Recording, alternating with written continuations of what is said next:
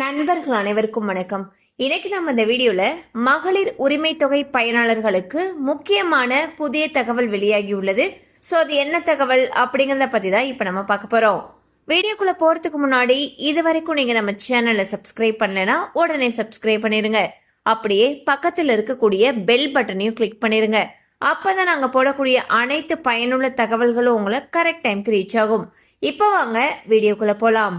So தமிழ்நாட்டில் மகளிருக்கு மாதந்தோறும் 1000 ரூபாய் வழங்கக்கூடிய மகளிர் உரிமை தொகை திட்டமானது தற்பொழுது அமல்ல இருக்கு.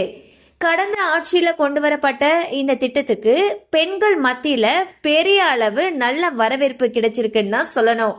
இந்த திட்டம் முதலமைச்சர் திரு விஜய் அவர்களுடைய தலைமையிலான தாவேக ஆட்சியிலையும் தொடருது.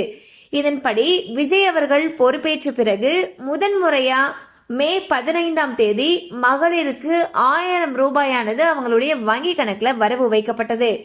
இந்நிலையில் மகளிர் உரிமை தொகை திட்டத்திற்கு ஏற்கனவே பல முறை விண்ணப்பித்தும் சில பெண்களுக்கு விண்ணப்பம் மட்டும் ஒரு சில காரணங்களால தொடர்ந்து நிராகரிக்கப்பட்டு வந்தது. இந்நிலையில் அவர்களுக்கு மீண்டும் ஒரு வாய்ப்பை வழங்கும் விதமாக வட்டாட்சியர் அலுவலகங்கள்ல மக்கள் குறை தீர்ப்பு முகாம்கள் நடத்தப்பட்டு வருது.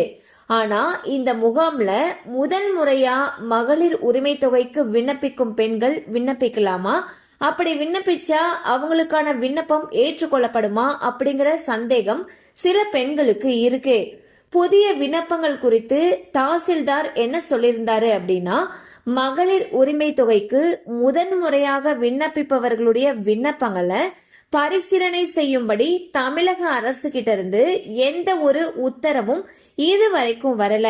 ஆகையால் உங்களுடைய விண்ணப்பங்களை தற்போதைக்கு பரிசீலனை செய்ய முடியாதுன்னு சொல்லியிருக்காரு. இருப்பினும் உங்களுடைய விண்ணப்பங்களை அப்படியே நாங்க வாங்கிக் கொள்கிறோம். தமிழக அரசு கிட்ட இருந்து புதிய முதன்முறை விண்ணப்பங்களை பரிசீலனை செய்யறதுக்கான உத்தரவு வந்துச்சுன்னா இந்த விண்ணப்பங்களை நாங்களே ஏற்றுக்கொண்டு பரிசீலனை செய்வோம்னு சொல்லிட்டு தாசில்தார் தெரிவிச்சிருக்காரு. சோ முதலமைச்சர் விஜய் அவர்கள் தலைமையிலான அரசு விரைவில் பட்ஜெட்டை தாக்கல் செய்யறதுக்கு இருக்காங்க. இந்த பட்ஜெட்ல தேர்தல் வாக்குறுதியில அவங்க சொன்னதுபடி மகளிர் உரிமை தொகையை 2500 ரூபாயாக உயர்த்தி வழங்குவாங்கன்னு சொல்லிட்டு எதிர்பார்க்கப்படுது. தற்போதைய சூழல்ல ஆயிரக்கணக்கான ரேஷன் கார்டு விண்ணப்பங்கள் இன்னும் நிலுவையில தான் இருக்கு.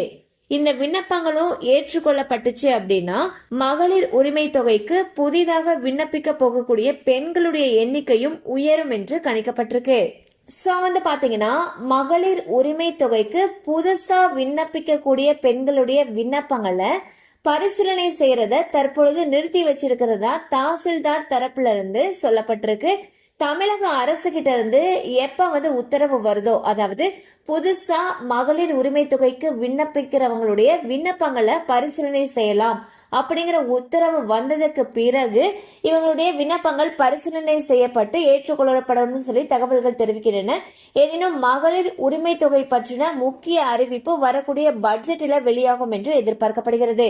கண்டிப்பா இந்த அப்டேட் உங்களுக்கு பயனுள்ளதா இருந்திருக்கும் நம்புறோம். மேலும் இது போல அப்டேட்ஸ் உங்களை உடனே ரீச் ஆகணும்னு நினைச்சீங்கன்னா நம்ம சேனலோட தொடர்ந்து இணைந்திருங்கள்.